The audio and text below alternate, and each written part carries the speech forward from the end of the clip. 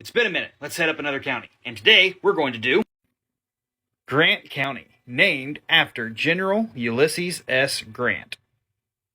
So at this point, we all have kind of a general idea of who General Grant was. And in our mind, we kind of expect him to be this very gruff, very in your face, clenched teeth, baring jaw, alcoholic, just madman. And that's not who Grant was.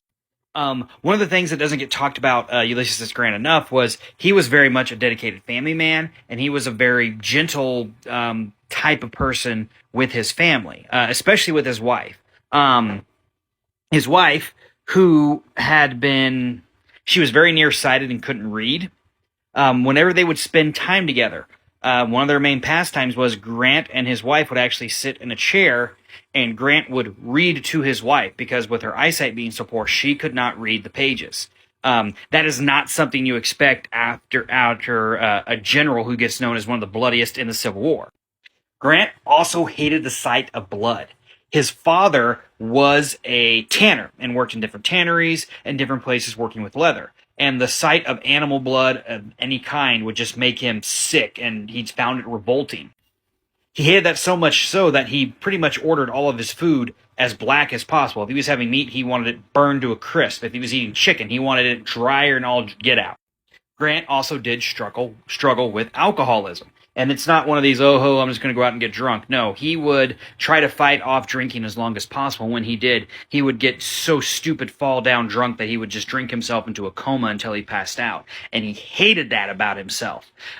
Grant, not a fan of the fact that he was dependent on alcohol. And the times when his alcoholism was at its worst was when he was away from his wife. So, during certain periods during the Civil War, when he was away from her, he was known to get have problems and all that. So that's where that alcoholism and Grant comes from.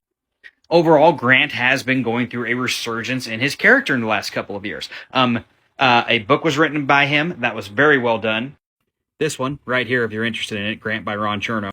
Same guy who wrote Hamilton. And in it, you've seen a lot of people who are coming to a greater appreciation for what Grant accomplished as president of the United States, not just as a Civil War general, but as president. His presidency did suffer from corruption. Grant was far too trusting of several individuals. Unfortunately, his father was one of them.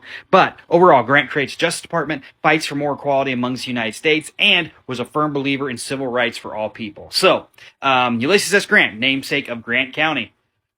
We're making some progress.